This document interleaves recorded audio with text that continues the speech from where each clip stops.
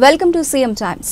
సంతనూతలపాడు నియోజకవర్గంలోని ఈదుమూడి గ్రామంలో మాజీ ముఖ్యమంత్రి స్వర్గీయ నందమూరి తారక రామారావు కాంస్య విగ్రహం ఆవిష్కరణ, టీడీపీ కార్యాలయం ప్రారంభోత్సవం జరిగింది. ఈ కార్యక్రమంలో సంతనూతలపాడు శాసనసభ్యులు బిఎన్ విజయకుమార్ ముఖ్య అతిథిగా విచ్చేసి ప్రారంభించారు.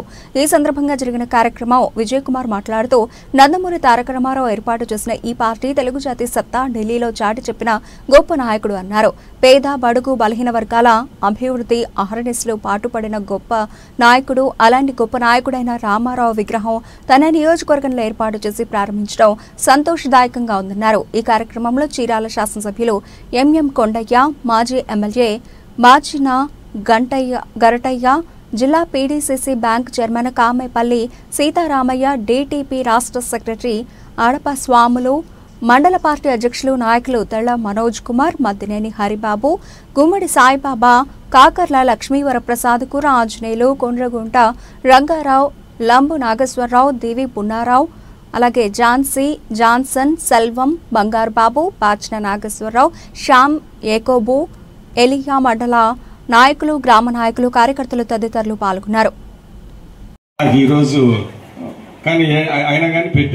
అందుకని నాకు చాలా సంతోషంగా ఉంది. ఎందుకంటే ఎప్పుడు వచ్చినా కానీ చాలా ఊర్లలో విగ్రహాలు ఉన్నాయి, కానీ ఈ ఊర్లో సరిగా లేదు.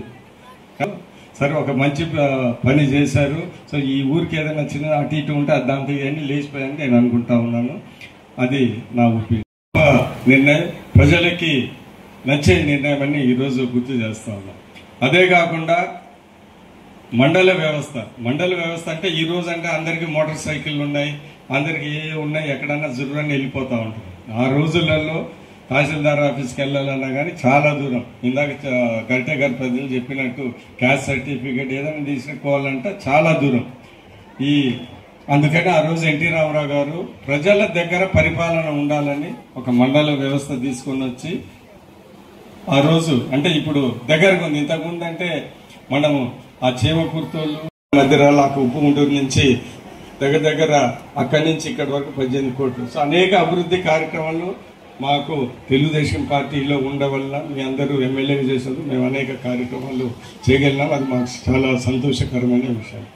అదే కాకుండా ఈదుమూడి గ్రామంలో నేను ప్రత్యేకంగా చెప్పదలుచుకున్నది ఏంటిదంటే, ఆ రోజు ఈదుమూడి పల్లెలో కొంతమందికి ఇల్లు రాలేదు, పక్కా ఇల్లు.